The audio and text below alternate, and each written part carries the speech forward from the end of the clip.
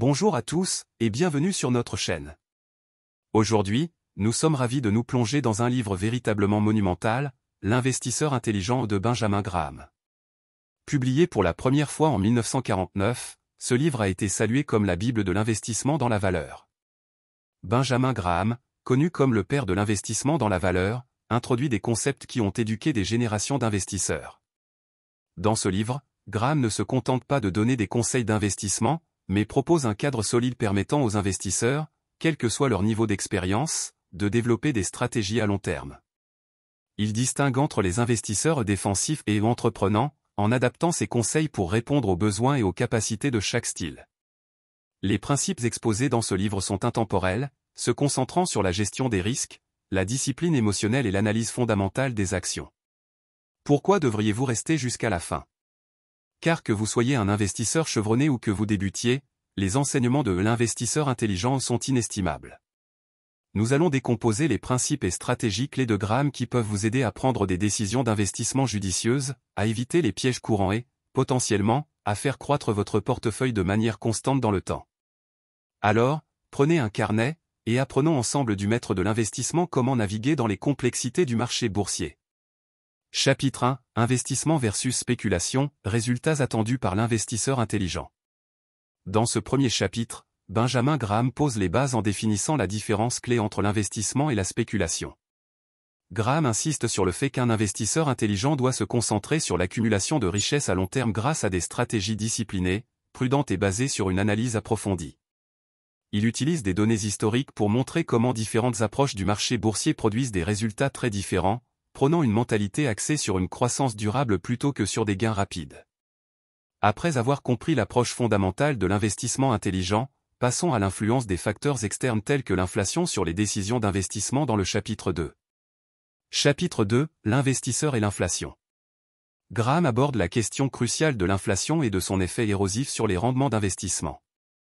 Il donne des conseils pratiques sur la manière de protéger son portefeuille contre l'inflation en choisissant des investissements qui bénéficient généralement des périodes inflationnistes, telles que les actions ou l'immobilier, plutôt que des titres à revenus fixes comme les obligations. Ce chapitre rappelle l'importance de prendre en compte les conditions économiques générales lors de la planification de stratégies d'investissement. Avec une stratégie pour combattre l'inflation en place, le chapitre 3 approfondit les tendances historiques du marché pour contextualiser ces stratégies dans une perspective de marché plus large. Chapitre 3, Un siècle d'histoire boursière, le niveau des prix des actions au début de 1972. Ici, Graham analyse un siècle de tendances boursières pour souligner l'importance de la perspective historique dans la prise de décision d'investissement. Il met en évidence les comportements irrationnels du marché et explique comment ces modèles peuvent prévoir de futures opportunités ou pièges. En examinant les niveaux boursiers de 1972, Graham illustre la nature cyclique du marché et le potentiel pour les investisseurs de faire des choix éclairés en se basant sur les tendances passées. La compréhension de l'histoire prépare le terrain pour appliquer ses connaissances aux politiques d'investissement personnel, que Graham aborde dans le chapitre 4, en se concentrant sur l'investisseur défensif. Chapitre 4, Politique générale de portefeuille, l'investisseur défensif. Ce chapitre est consacré à ceux que Graham décrit comme des investisseurs défensifs, ceux qui souhaitent préserver leur capital et obtenir un rendement stable. Il décrit une stratégie conservatrice qui repose sur la diversification, les obligations de haute qualité et une approche disciplinée pour acheter des actions à un prix raisonnable. Les conseils sont pratiques et mettent l'accent sur une répartition des actifs qui s'ajuste avec le temps afin d'équilibrer efficacement le risque et le rendement.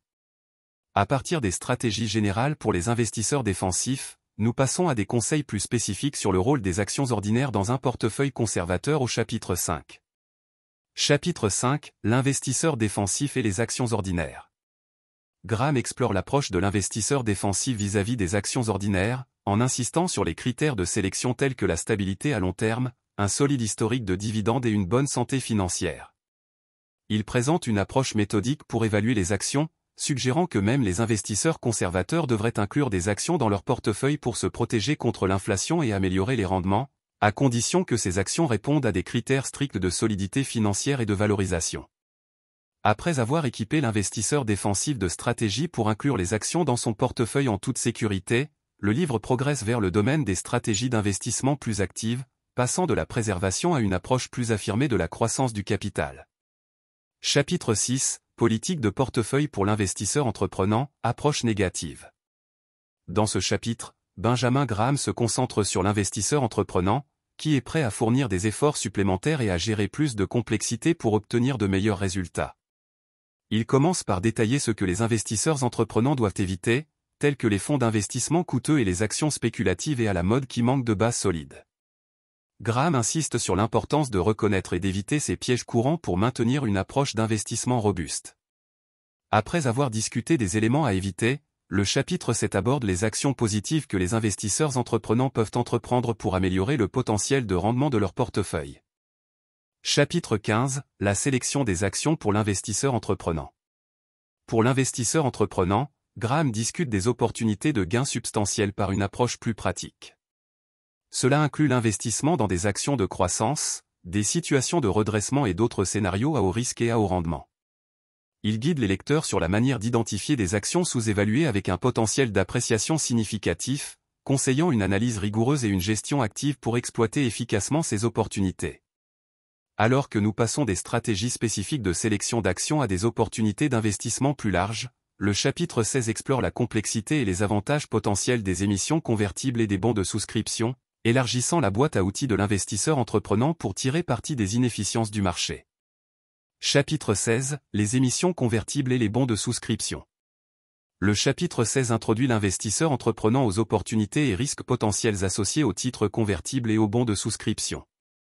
Graham explique comment ces instruments financiers peuvent offrir les avantages des actions et des obligations, fournissant un moyen unique de participer à la hausse potentielle des actions d'une entreprise tout en limitant les risques de baisse. Il utilise des exemples réels pour illustrer comment un investisseur informé peut utiliser ces outils pour potentiellement améliorer ses rendements sans prendre de risques disproportionnés. Après avoir exploré ces véhicules d'investissement plus complexes, le chapitre 17 concentre notre attention sur des études de cas historiques qui mettent en lumière les applications pratiques et les leçons tirées des décisions d'investissement passées. Chapitre 17, 4 histoires de cas extrêmement instructives. Ce chapitre plonge dans 4 études de cas détaillées qui illustrent les conséquences des décisions d'investissement, qu'elles soient solides ou médiocres. Graham utilise ces histoires pour souligner l'importance d'une analyse approfondie, les pièges de l'investissement émotionnel, et l'impact de la psychologie du marché. Chaque cas offre des perspectives uniques sur la manière dont l'adhésion ou l'écart par rapport au principe de l'investissement intelligent peut conduire à des résultats radicalement différents. En s'appuyant sur ces applications réelles, le chapitre 18 compare 8 paires d'entreprises pour démontrer comment des sociétés similaires peuvent produire des résultats d'investissement très différents en fonction de la rigueur avec laquelle elles adhèrent au principe de l'investissement dans la valeur. Chapitre 18, une comparaison de 8 paires d'entreprises. Dans ce chapitre, Graham présente une analyse comparative de 8 paires d'entreprises dans les mêmes secteurs afin de montrer comment les choix de gestion et les pratiques financières peuvent influencer leur qualité d'investissement. Cette comparaison côte à côte aide les investisseurs à comprendre les subtilités de la santé financière et de la valorisation du marché, renforçant ainsi les principes centraux du livre à travers des exemples pratiques. De l'analyse des entreprises, nous passons à une discussion plus large dans le chapitre 19 sur la relation entre les actionnaires et la direction, en nous concentrant particulièrement sur l'importance des politiques de dividendes. Chapitre 19, les actionnaires et la direction, la politique de dividendes. Le chapitre 19 explore la dynamique entre les actionnaires et la direction de l'entreprise, en mettant l'accent sur les politiques de dividendes et leurs implications pour les rendements des investisseurs. Graham discute de la manière dont les dividendes peuvent être un signe de solidité financière d'une entreprise et une source de revenus fiable, mais aussi comment ils peuvent être manipulés pour attirer les investisseurs sans refléter la véritable stabilité financière. Ce chapitre souligne la nécessité pour les investisseurs de dépasser les dividendes et de comprendre le contexte financier complet d'une entreprise. Alors que nous comprenons les complexités des relations entre actionnaires et la direction, le chapitre 20 nous amène à la conclusion des enseignements de Graham en se concentrant sur le concept central qui sous-tend tout investissement intelligent, la marge de sécurité. Chapitre 20, la marge de sécurité comme concept central de l'investissement. Le dernier chapitre met l'accent sur le principe le plus crucial de Graham, la marge de sécurité. Il consolide toutes les discussions précédentes en insistant sur l'importance de cette marge dans toutes les décisions d'investissement. Ce concept agit comme un tampon protecteur contre les erreurs de jugement ou les imprévus du marché. Graham illustre comment l'application de ce principe peut protéger les investisseurs contre des pertes importantes et garantir la tranquillité d'esprit. En concluant avec la marge de sécurité, Graham solidifie son cadre pour l'investissement intelligent, laissant les investisseurs équipés des connaissances nécessaires pour naviguer dans les complexités du marché avec confiance et prudence. Ce principe non seulement encapsulait l'essence de l'investissement dans la valeur, mais sert également de dernier renforcement des pratiques qui protègent le capital de l'investisseur. Quel voyage enrichissant nous avons entrepris à travers L'investisseur intelligent de Benjamin Graham.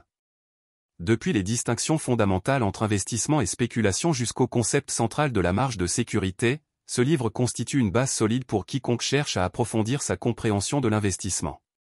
Les principes de Graham nous enseignent non seulement comment évaluer les investissements, mais également l'importance de la discipline psychologique nécessaire pour réussir sur les marchés. Ces conseils sont intemporels, guidant les investisseurs vers des décisions stratégiques et prudentes qui privilégient la stabilité et la croissance à long terme. Maintenant, j'aimerais connaître vos impressions sur ce guide classique de l'investissement. Quels principes de Graham avez-vous trouvé les plus convaincants? Y a-t-il des stratégies que vous envisagez de mettre en pratique dans votre propre approche d'investissement? Partagez vos réflexions dans les commentaires ci-dessous. Engageons-nous dans une discussion constructive sur la manière dont ces stratégies éprouvées peuvent être appliquées au paysage actuel de l'investissement.